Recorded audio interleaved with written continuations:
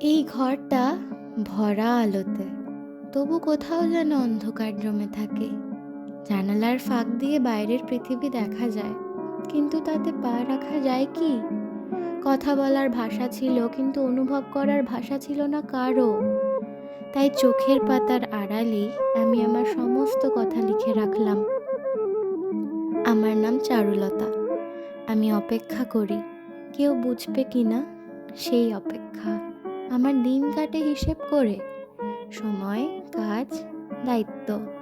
কিন্তু অনুভূতিগুলো কখনো হিসেব মানে না। জানালার ধারে বসে বসে আমি গল্প লিখি না, আমি নিজেকেই পড়ি। ভালোবাসা এখানে চুপ করে থাকে, সে চোখে কথা বলে, হাওয়ায় হাঁটে, আর অসম্পূর্ণ থেকেই যায়। এই শহরের ভিড়ে আমি একা নই, তবু আমার একাকিত্বের নাম চারুলতা।